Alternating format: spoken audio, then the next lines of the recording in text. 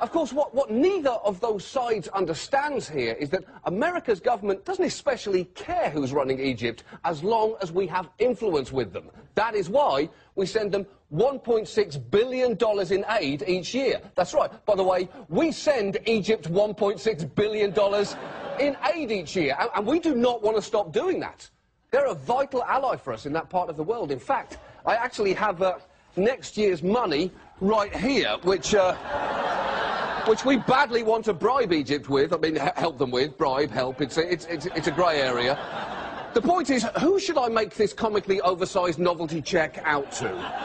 US law, the Foreign Assistance Act of 1961, explicitly says the administration cannot financially support an army that is involved in a military coup.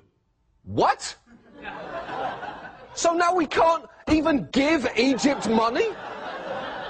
Throwing money at the problem has long been the backbone of America's foreign policy. It's not good news. This is not good news, that we are prevented by our own laws from giving strategic allies any sort of coup aid. Oh, yeah. Oh, God, no, no, no, no, no. No, no, no. I clearly said coup aid, not Kool-Aid. You are paying for that wall. So it looks like we have us a problem here, because we want to keep giving Egypt money. But you can't really deny that this was a coup, right? Legal determination that a coup happened would require a suspension or cutoff in all non-humanitarian assistance to Egypt, including the $1.3 billion in FMF. Is that correct? Well, Matt, because we're not there, we haven't made that determination. I know, but the determination that determination would trigger a cutoff or suspension of the assistance. Is that correct? Again, I don't want to be analyzing what the legal options are here. That is being closely looked at. Wait, so that's our strategy?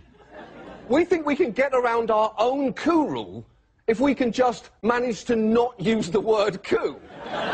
This is like a game show. Your challenge is to describe the events in Egypt, but if you say the word coup, you will lose everything. It's like the $100,000 pyramid, except it's $1.6 billion and the pyramid is an actual pyramid. So, let's do this. Let's do this thing. Let's play. Here's our first contestant, State Department spokesman Jennifer Psaki. Let's go.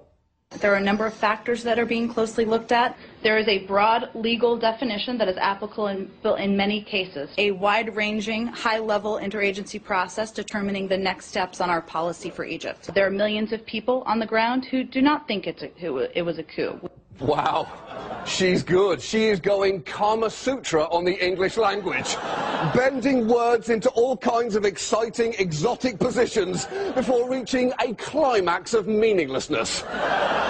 Will you let us know when the heat from the flames of the burning hoops that you're jumping through to avoid taking a position on this get too hot? Or will that just be obvious from what Matt, you're saying? if you're having a good time today, I'll be back here tomorrow. We'll do this again.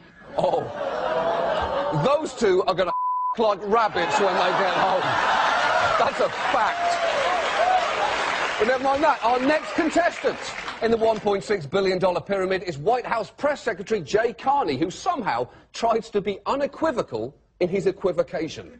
In answer to your question, specifically about what we call what happened, I'll be blunt. This is an incredibly complex and difficult situation. I'm trying to be very candid here, is that this is a complex situation. I'm being very clear with you and Nedra and everyone here that this is a complex and difficult issue. And again, I'm trying to be candid here about you'll get no argument from me if you go on the air and say that this is a highly complicated situation. That poor man. I honestly cannot tell if he's doing a terrible job or just has a terrible job. I think it might be 100% of both.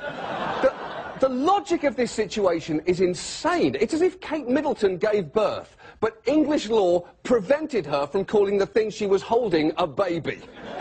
Yes, this tiny human emerged from my womb after 9 months of gestation, but is it a baby? I don't think we should get bogged down in calling it that quite yet.